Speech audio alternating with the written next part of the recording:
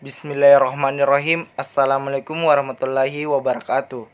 Perkenalkan, nama saya Nasdi Nasrun, NIM 90211 9003. Jurusan Manajemen, Fakultas Ekonomi dan Bisnis Islam, UIN Alauddin Makassar. Sebelum kita masuk ke pembahasan, tak lupa saya mengucapkan syukur kepada Allah Subhanahu wa taala karena atas rahmat saya masih dapat melakukan aktivitas walaupun dalam kondisi yang kurang baik karena adanya pandemi COVID-19.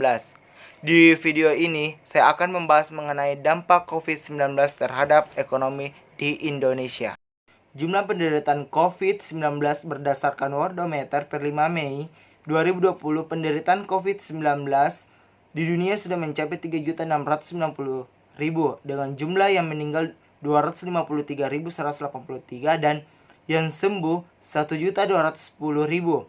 Jumlah penderitaan terbanyak ada di Amerika Serikat, Spanyol, Italia, Inggris, dan Prancis. Sementara jumlah yang meninggal terbanyak berturut-turut adalah Amerika Serikat, Italia, Inggris, dan Spanyol, Prancis. Walaupun jumlah yang sembuh semakin banyak daripada yang meninggal, namun jumlah penderitaan dan meninggal belum menunjukkan penurunan. Begitu juga di Indonesia. Percepatan penanggulangan COVID-19 ini, total jumlah penderitaan positif corona di Indonesia mencapai 12.071 orang. Jumlah ini bertambah sebanyak 484 orang dari hari sebelumnya. Jumlah kasus baru ini juga yang tertinggi sejak 2 Maret 2020. Dampak COVID-19 terhadap pertumbuhan ekonomi di Indonesia. Pertumbuhan ekonomi di Indonesia mengalami kontraksi yang cukup dalam, yang semula pada kuartal 4 tahun 2019 tumbuh 4,97% menjadi tumbuhannya 2,97% pada kuartal pertama 2020. Dampak wabah COVID-19 kepada perekonomian di dunia juga sangat dahsyat. Pertumbuhan ekonomi di sejumlah negara mitra dagang Indonesia tumbuh negatif. Singapura minus 2,2, Hong Kong minus 8,9, Uni Eropa minus 2,7, dan Cina mengalami penurunan sampai minus 6,8. Beberapa negara masih tumbuh positif, namun menurun bila dibanding dengan kuartal sebelumnya. Amerika Serikat turun dari 2,3 menjadi 0,3. Korea Selatan dari 2,3 menjadi 1,3, dan Vietnam dari 6,8 menjadi 3,8. Indonesia mengalami kontraksi yang cukup dalam dari 4,97 di kuartal 4 tahun 2019 menjadi tumbuh hanya 2,97 pada kuartal pertama 2020 ini. Penyebab pertumbuhan ekonomi Indonesia mengalami penurunan. Pengaturan fiskal distancing dan PSBB yang mulai diberlakukan pada awal bulan April 2020 menyebabkan aktivitas ekonomi tidak berjalan dengan baik, sehingga pertumbuhan ekonomi di Indonesia mengalami penurunan. Selanjutnya yaitu sektor ekonomi yang terdampak COVID-19 di Indonesia. Menurut Menteri Keuangan Sri Mulyani Indrawati menyebutkan bahwa terdapat 4 sektor yang paling tertekan akibat wabah virus corona atau COVID-19, yaitu rumah tangga, UMKM, korporasi, dan sektor keuangan. Pertumbuhan ekonomi pun diprediksikan akan mengalami kontraksi.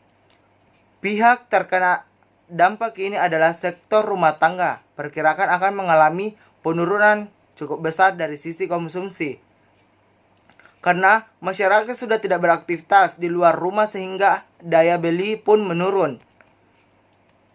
Sektor rumah tangga juga terancam kehilangan pendapatan karena tidak dapat bekerja memenuhi kebutuhan dasar, terutama bagi keluarga miskin dan rentan di sektor informal.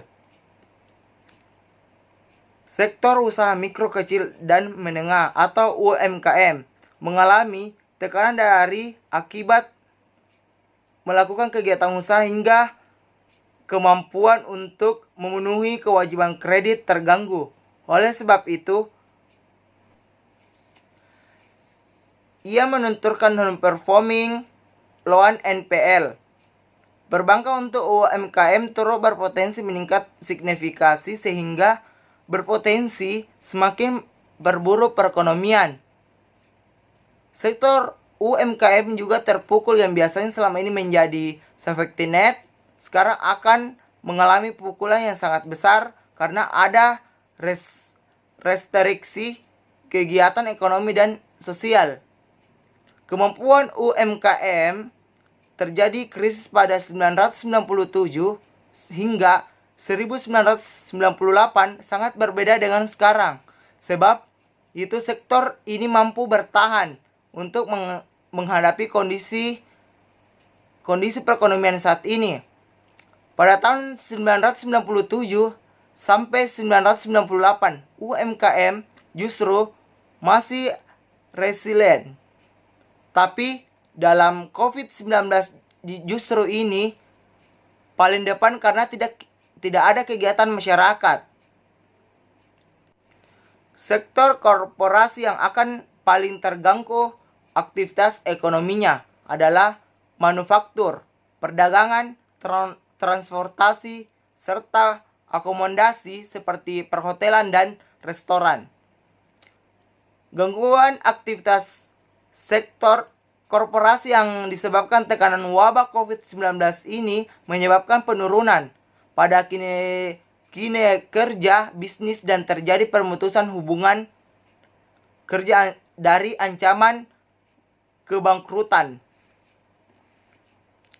Sektor korporasi yang kami perkirakan akan mengalami tekanan yang tadinya dari supply chain, kemudian masuk perdagangan, dan tentu dari sisi aktivitas masyarakat. Selanjutnya yaitu sektor keuangan. Sektor keuangan juga mengalami tekanan akibat pandemi COVID-19 ini. Perbankan dan perusahaan pembiayaan berpotensi mengalami persoalan likuiditas dan insolvensi.